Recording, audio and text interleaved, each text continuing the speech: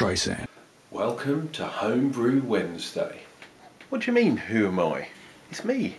It's Jonah. Yeah, it is me, and as you can see, I've finally taken a shave.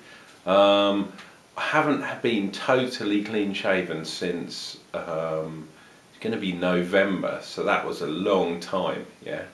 But hey, it's summer, spring, or whatever you call it here. The sunny weather's out. So I thought I'd cut my face. So this is my summer view. Still got a bit of side burnage here, got a bit of the old goatage as well, but that's about as good as it gets. And I'm surprised I didn't cut myself that much. Guess what? I was using one of those single blade razors, which I think is pretty cool. They do cut your face a little bit, but I didn't nick myself at all. So that's pretty cool. As you can see in the background, we have the strawberry ciders. This one's Brewmaster Ben's, this one's mine.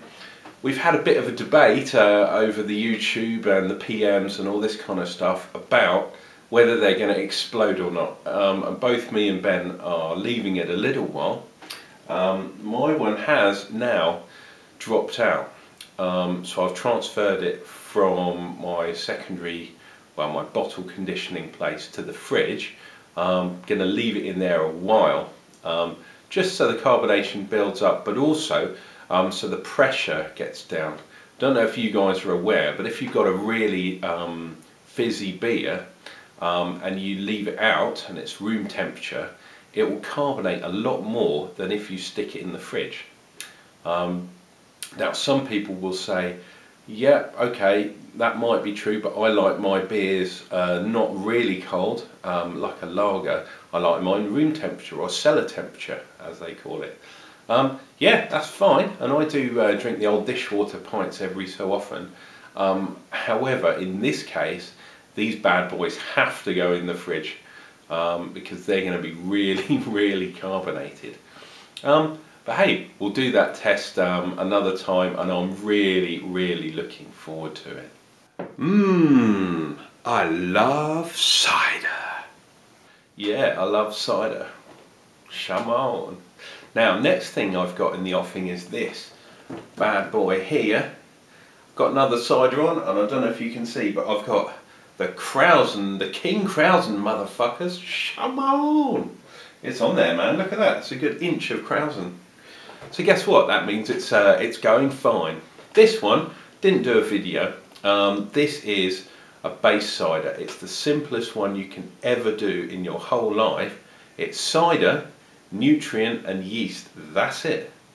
What was the OG? 1.050, I think. If it gets down to 1, which I'm aiming for, because there's nothing else in there, you're looking about 6.5%. Fingers crossed. So why am I doing a cider? I've got Sizer, I've got Slider, I've got Hop Cider, Hop Sizer, I've got far too much stuff. Well, Brewmaster Ben, big shout out to you.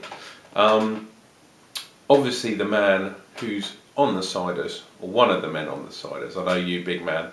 Hey, big man, what was that with falling off the ladder, dude? I'm really sorry to hear. It did happen to me a while ago, and I was bruised like a fucker, man, like a banana. Hey, anyway, get well soon, dude. You got plenty brews to be drinking. Yeah, so this is from me to you. Get well soon, yeah? Anyhow, hop cider. That's what I was going to say before I went on one of my legendary sideward rants. So this bad boy is going to get some hopping, but everyone seems to be doing Cascade. I did Bramling Cross, which I thought was slightly out there, or you know, those kind of varieties of hops. Now, Brewmaster Ben has decided to go out and do some totally different hops. He's going to be doing what the hell? Oh man, I'm on camera and I can't remember what hops he's using. But he's doing a split batch, and he's hopped them both with 2 strains of hops that you'd usually put in beer, basically. Yeah. So guess what? I'm going to be doing the same. I'm going to be doing just a gallon batch, so it's going to be a couple of litres of each, just as a test. And guess what? I'm going to be using, let's have a look, Goldings. Lovely, lovely, because they're aroma hops. And guess what are aroma hops too? Hallertauer. Hallertauer, Hersbrucker, Schamon. We're going to do some German action. Yeah, and they are smelling lovely. Hops always smell nice, but these ones especially. There are restrictions on what hops you can use for aromas. Get on the old internet, I'm sure you can work it out, but some hops are better for bittering and some are better for aroma. There are one or two that you can use for both. Yeah, so look it up, dude. I'm not going to teach you to suck eggs, but make sure in the cider ones you use the aroma hops, because you don't really want any bittering in there. And you have to boil it anyway, so there's no point in using those hops. Let me tell you a story of woe. Ah, the story of woe. Well, what can I say? SJ Poor experiment. Hey, by the way, SJ Poor, I know you watch my vids sometimes. Big shout to you, brother. Yeah, I made my SJ Poor brew on Monday, and I thought everything went well. Had a couple of small issues. Didn't video it. Everything was okay. Put a Camden tablet in there to kill off any wild yeast. Left it overnight and then pitched my yeast. It's been fine. A little bit of an eggy smell, I have to say, which is unusual for me. But it's gone now, so hopefully that's just the yeast. I know sometimes people say that they have an eggy smell because of their yeast. However, I have found that there's a huge mistake that I've been making on my last few brews, my all grains, and that is with this. This Pro Scale is the one I usually use. It's like a drug dealer scale, flip up, put your stuff on there. Very good for hops. For my grain bill, I use my wife's, or my girlfriend's, I should say. We're not married yet. Salter, yeah, another really good brand. However, what I found was, I put my hops in, and because I haven't done too many all grains, I was putting very small amount of hops, and I was using pellet hops as well, something that I haven't really done before. And I was finding I wanted to put an ounce in. Yeah, it's 22 grams actually, and I was weighing them onto that small scale, and I hardly put any in. I was thinking this can't be right, and it was messing with my brain overnight. And in the morning, I thought I'll test it against something I know the weight of, and I found that scale is wildly out, and I was in the need of having to calibrate my electronic scales. How the fuck do you do that, you say? Well, I did find a way of doing it, and what I did was I went to my parents, and luckily they had this spare. Another electric scale. This one is by Claes Olsson, and if you live in Britain, if you live in the UK, you'll know who Claes Olsson are. They're a Swedish company. And they seem to have taken over the sort of hardware kind of sort of area. They do fishing gear, they do boat, marine stuff, biking stuff, outdoorsy kind of stuff.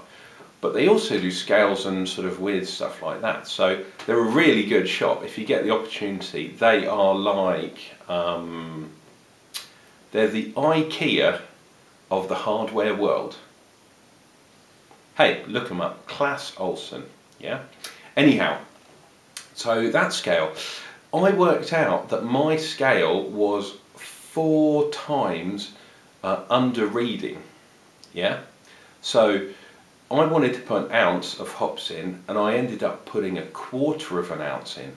because it told me that it was just totally wildly wrong. So holy shit, my last few brews have been way under on the hops. I'm wondering if the kind of lemony taste that I've been getting recently is because they're getting slightly or mildly infected because I'm not putting enough hops in to kill off all the bacteria and all sort of other stuff. Does that make sense to you guys? So I'm going to go uber hop now. I've decided I'm going to, well, my SJ Pour beer, I'm going to dry hop it. I know there was a rule about the IBUs and all this kind of stuff. Well, sorry, it's kind of gone a little bit wrong, so the only option I have is to dry hop the bastard and have it as a very light ale and hope, keeping the old fingers crossed, that it's going to work out. So to Harry Brew, I'm really sorry, but I don't actually know whether this is going to work out or not. I mean, I don't mind, I can send you a brew if it's really shit and stinks and stuff, but I think that's going to be a downer on the whole experiment. So we'll see how it goes. I mean, it's bubbling away, so it is actually brewing. Any advice is very welcome at this stage. So I've got a very underhopped beer that's bubbling away. How do I stop it getting infection? Shall I just bung loads of hops in now and hope that some of it lingers for the aroma, just for the benefits of using hops? Because obviously that's why brewers put hops in beer, to get rid of infections and stuff like that. The properties of the hop are very good. Anyway, what next? Everybody loves sex and violets. Hey, guess what? I did one of my first brews, or my first experimental brews, was called Sex and Violets. And it was a beer, it was a kit beer, I think with a wherry, something like that. And I added violets to it, a violet sort of syrup stuff, yeah, instead of the sugar. Well, actually, if it was a wherry, it would have been alright anyway, because it's a 2 can. But I added some extra syrup. It went green, which was very bizarre considering I used violets. But the slow gin got me thinking. I was going to follow What's Brewing UK, big shout to you, brother. I was going to do a blueberry vodka, yeah.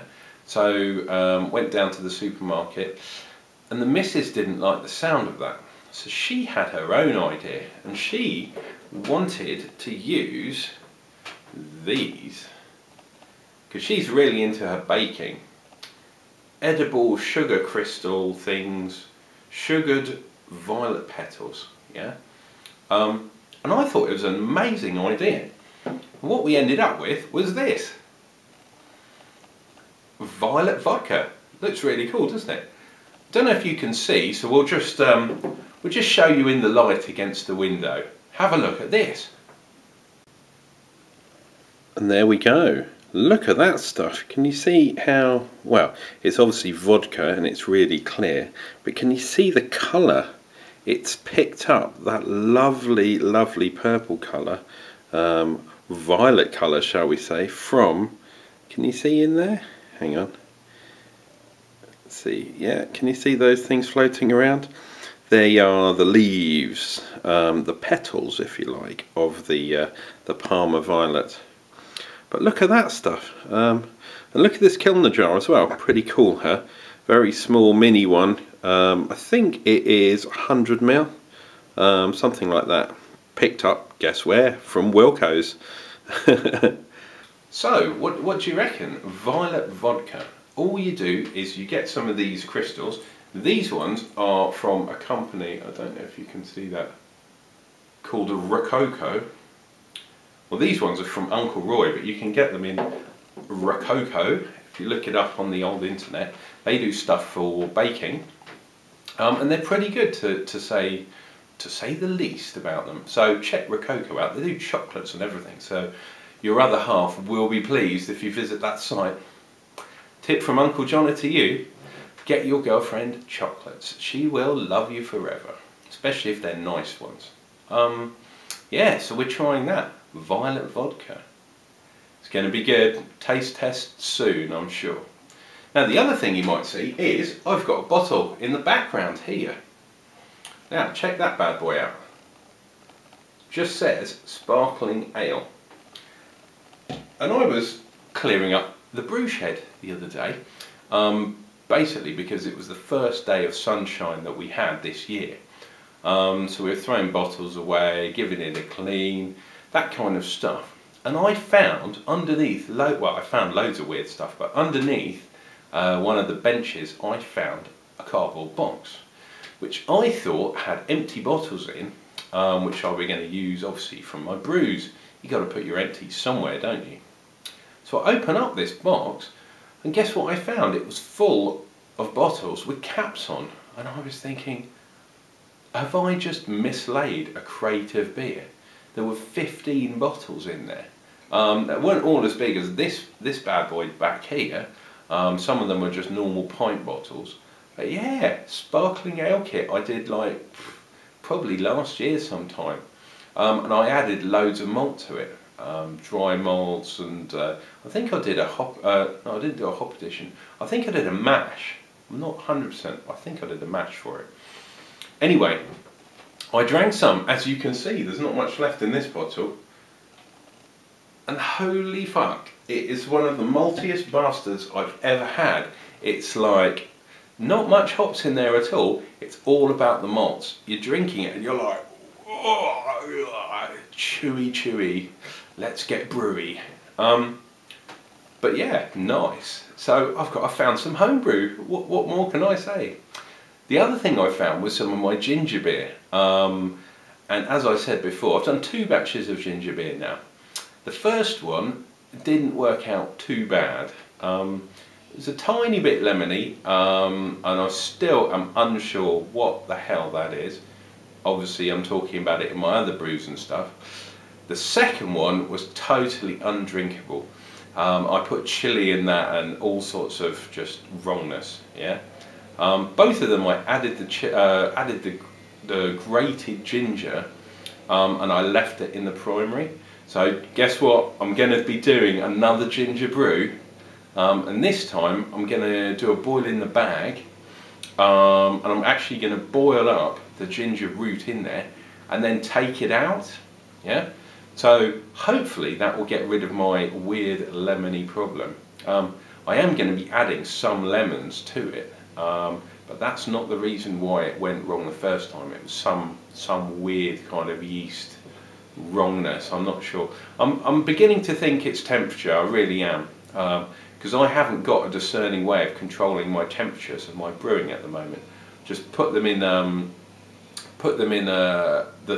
brew shed or the lean-to, whatever you call it. Keep monitoring the temperature. Got a brew belt that I use sometimes as well, but there's no actual way I can control the temperature like some people brew in fridges and all sorts of things. Could that be it? Is it that simple? I don't know. The other thing I thought this lemony taste was due to poor sanitization. And I've used Star San, and Star San's meant to be good, but it's only a sanitizer. So what I did, I bought some VWP cleaner and sanitizer in one, and I've been using that.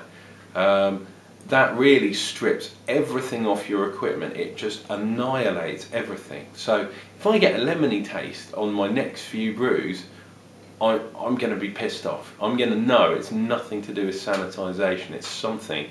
It must be temperature. It must be. If anyone else has got this kind of problem, it's not. I mean, it's not making undrinkable brews. It's just making brews that have got this sort of lemony aftertaste, and I don't know what it is. I really don't. Anyway, guys, I think we've finally come to the end of this rather manic Homebrew Wednesday. So, be good to yourselves, be good to each other, and drink beer.